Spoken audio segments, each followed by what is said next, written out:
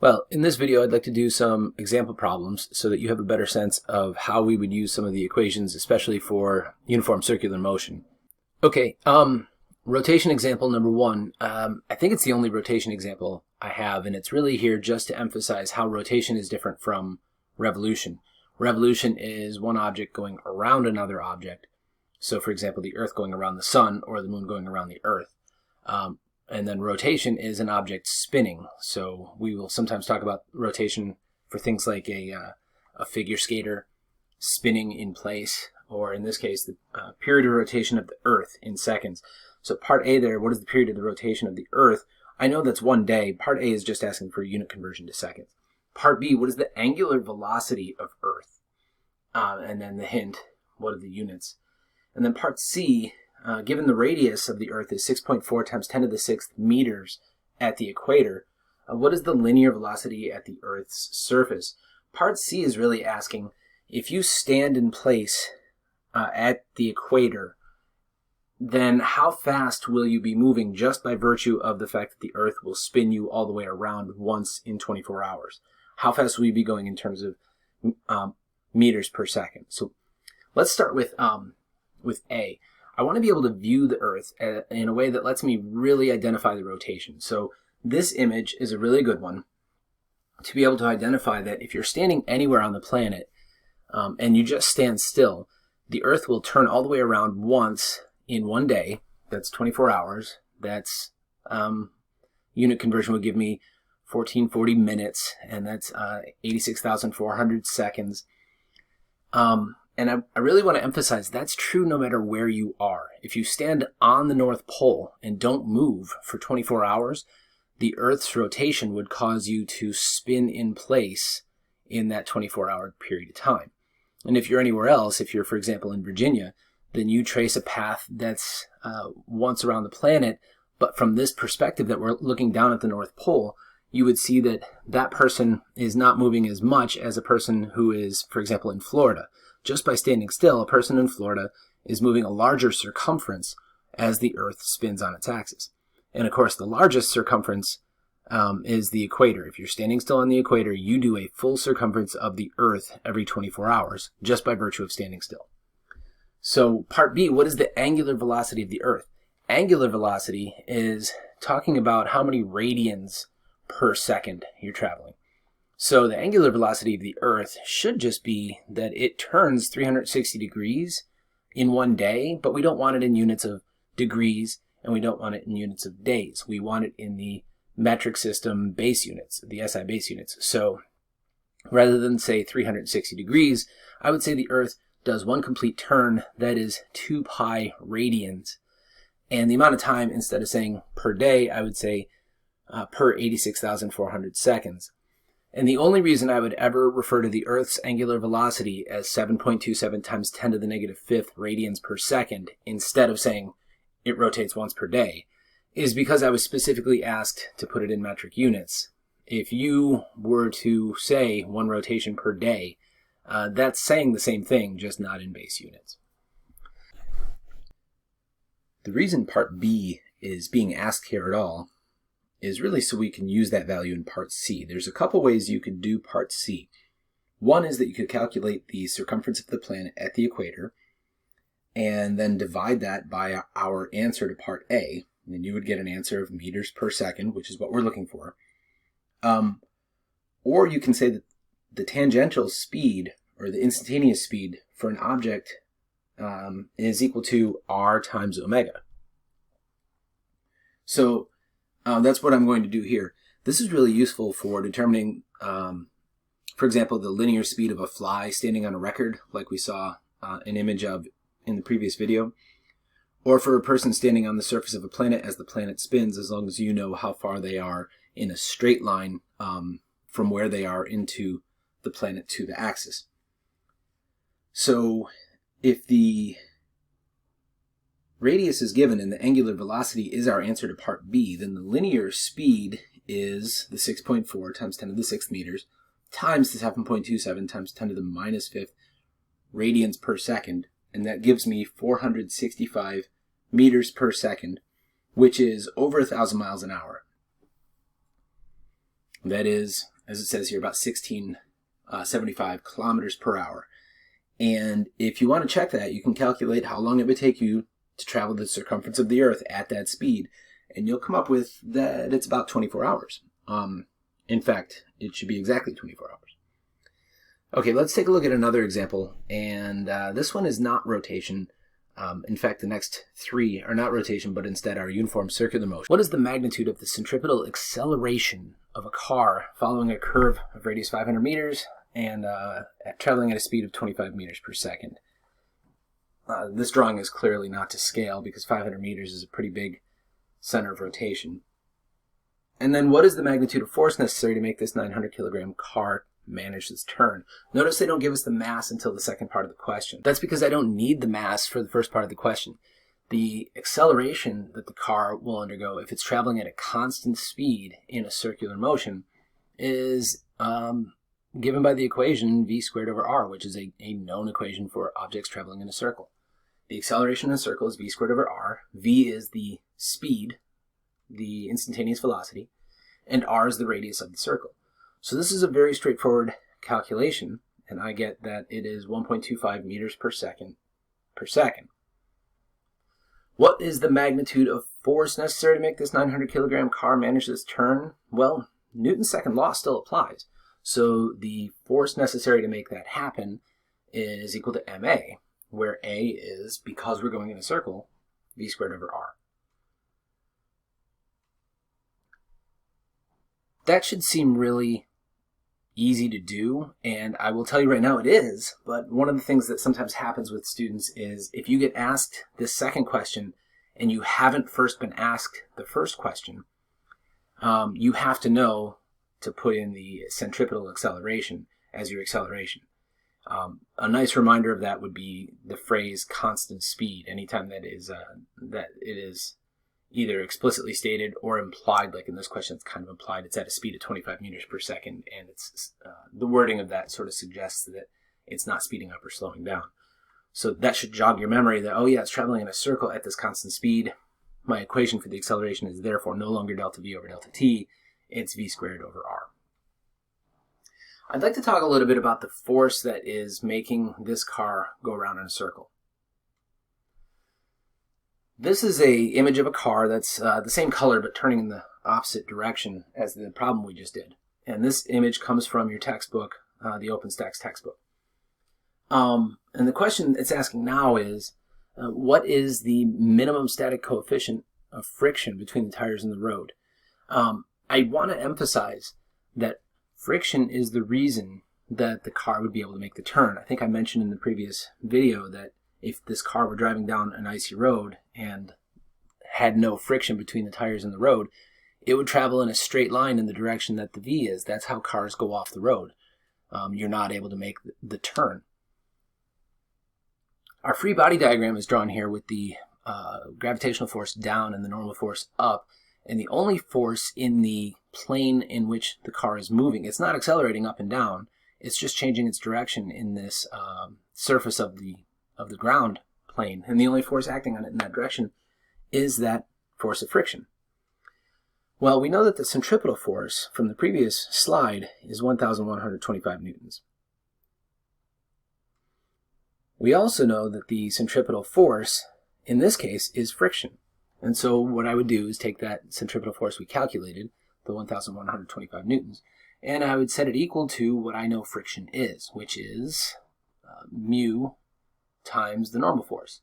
In this case, the normal force is equal to mg because my car does not have anything else going on in the y direction. The textbook talks about banked turns, and that changes what's going on in the y direction. That's a really interesting concept. We're not going to get a chance to spend time on it. I'm not going to put something like that on the test. So I definitely think it's interesting to check out, but if you're short on time, that would be something you could gloss over. I will say that in this case, since you know that the coefficient of static friction is equal to the friction force divided by the normal force, and you know the friction force was calculated that is the centripetal force, it's 1125 newtons, and you know the normal force is the mass times g, then you can just put all those numbers together and calculate that the coefficient of static friction is 0.128. I specifically wanted to include this example question to talk about the static friction. I frequently have students who are uncomfortable with the idea that the car is moving, and I'm calling it static friction. So let's take a moment to talk about that. When a tire is spinning and not going anywhere, then there's no friction between it and the ground. What allows a tire or a wheel to go somewhere is when it has friction with the ground. Specifically, it has to have static friction with the ground because the point of the tire that is in contact with the ground isn't sliding or slipping. So if you've ever had a bike or a car or something like that you're riding along and then you slam on the brakes and it skids, that skidding is actually an instance of kinetic friction because now your bike or car tire isn't turning and it's just sliding across the ground. That's very different from what's happening when it's rolling. I don't want to get into a situation where I'm trying to trick you with this, but I want to emphasize that that is a static point on the wheel, is at any given moment the part of the wheel that's in touch with the ground. That's why if you were to put LEDs on bike wheels and take an extended time photograph of it, it looks like this. You get to see that at each of those points where it is touching the ground, that's a point where the edge of the wheel that had the LED touched the ground and for a moment there was not moving in that arcing pattern. Okay, our second example of uniform circular motion. A bucket of water is swung in a horizontal circle. The bucket and the water have a combined mass of 4 kilograms. We're going to assume that the string is massless in all of our questions, unless we're specifically told otherwise.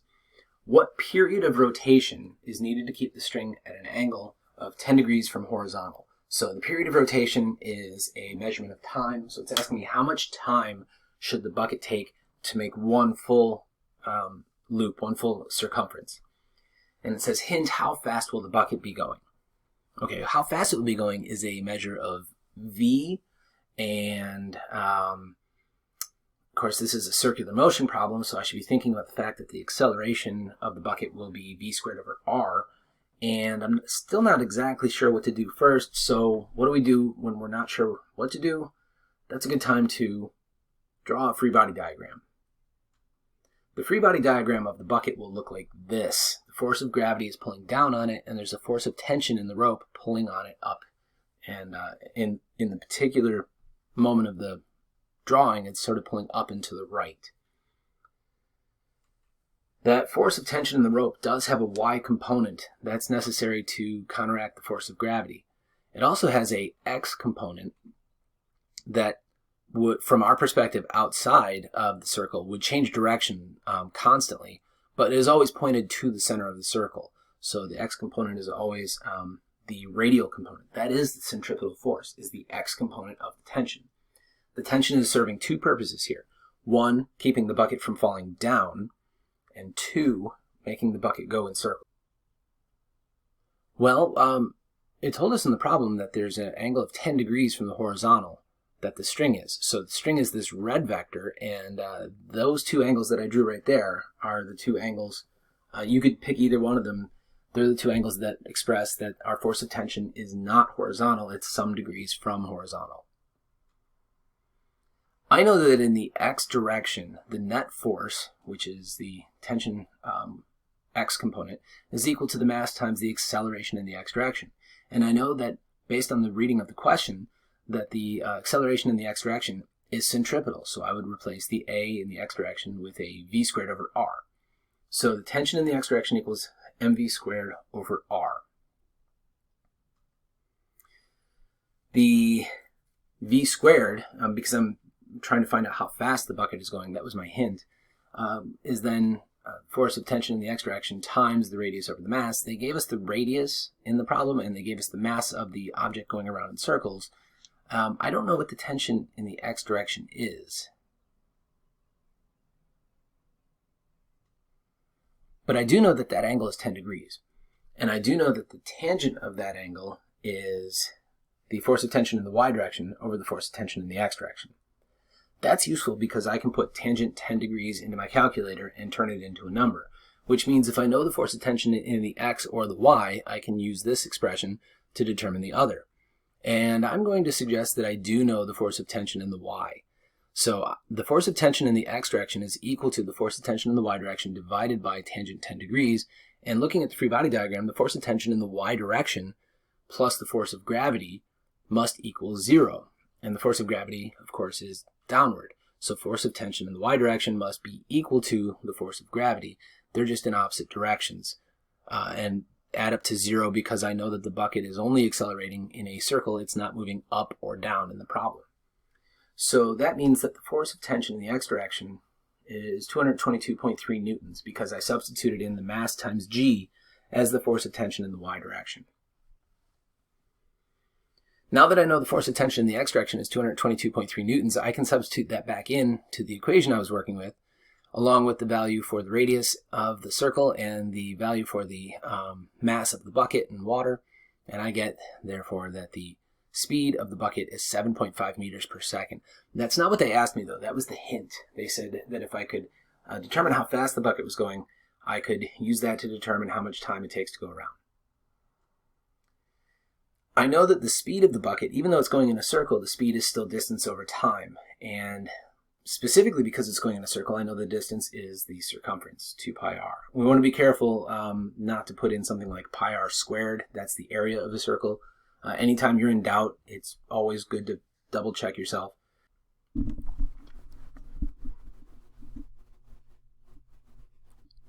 So rearranging this for time, we get that the period that it takes the bucket to go around once at this speed is 2 pi times the radius that was given, which was 1.0 meters, divided by that speed that we just calculated, the 7.5 meters per second. And so therefore that time is 0.84 seconds. The bucket has to go around every 0.84 seconds in order for that angle to be 10 degrees. And if you go around in less time than that, we could show that that means that the angle would get less than 10 degrees. Our fourth and final example for this video is actually the third example of uniform circular motion, and that is to determine the force of attraction between the Earth and the Moon, given the Moon's mass and the mean distance from the center of the Earth to the center of the Moon. So the Moon is going around in circles around the Earth. That means if it's going around in circles, it's still uniform circular motion. We get to use the equations that we've been working with. Let me go ahead and start with the free body diagram of the Moon, though.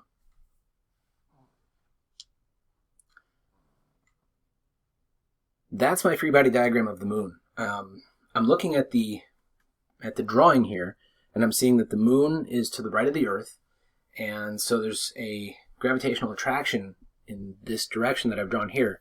And if you're tempted to say that shouldn't it be down, I'm going to tell you it is down.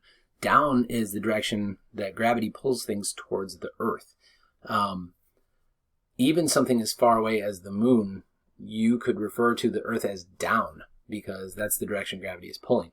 There's no other force acting on the Moon other than things like, well, I mean, the gravity of the sun pulls on the Moon and so forth. We're actually going to get into that a little bit in the next video. But for this problem, the only interaction that the Moon is experiencing that we're talking about at all is the gravitational attraction from the Earth. That means that the force from the Earth to the Moon, or between the Earth and the Moon, is the force that is acting radially or centripetally on the Moon.